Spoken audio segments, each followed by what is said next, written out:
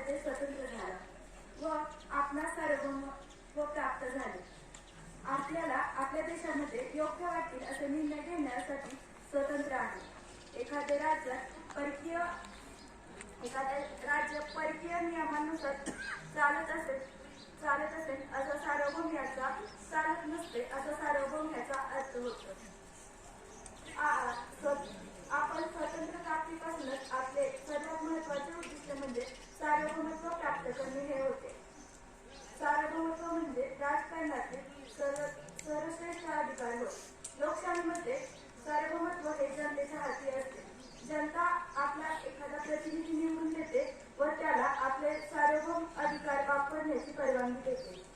आपल्या भारतामध्ये अंतर्गत कोणते कायदे तयार करायचे याचा अधिकार जनतेला व जनतेने निवडून दिलेल्या शासन संस्थांना असतो. या सार्वभौम लोकशाही राजकारणामध्ये सत्ता ही जनतेची असते.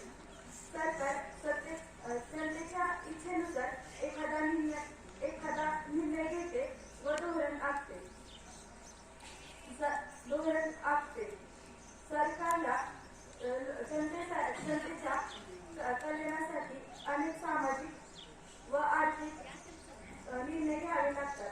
ते निर्णय रोज सर्वांनी एकत्र येऊन घेणे शक्य नसतात. म्हणून ठराविक काळानुसार निवडणुका होतात. या निवडणुकांमध्ये मतदार मत करून आपला एक प्रतिनिधी निवडून देतात. हा प्रतिनिधी संविधानाने तयार केलेल्या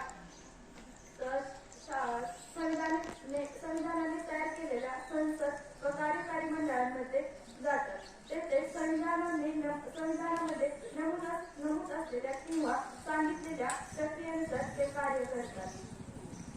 राजकारणामध्ये सर्वांना समान हक्क असावा यासाठी आपण प्रौढ मतदार पद्धती स्वीकारली आहे. यामध्ये 18 वर्षे पूर्ण झालेल्या प्रत्येक भारतीय नागरिकाने आपले मत मांडायचे असते. भारतातील संविधानाने भारतीय जनतेला दर्जा व संधीची समानते याबाबतीच्या समतेची हमी दिली आहे.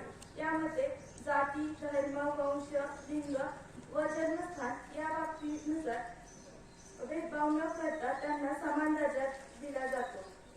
यामध्ये आपल्याला विकासाच्या संधी निर्माण करून दिल्या जातात.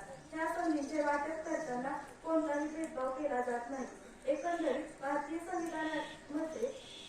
संविधानाच्या सार्वभौमामध्ये भारतीय लोकांचे हित आहे. त्यामध्ये हुकुमशाहीला कोणतेही स्थान नसते.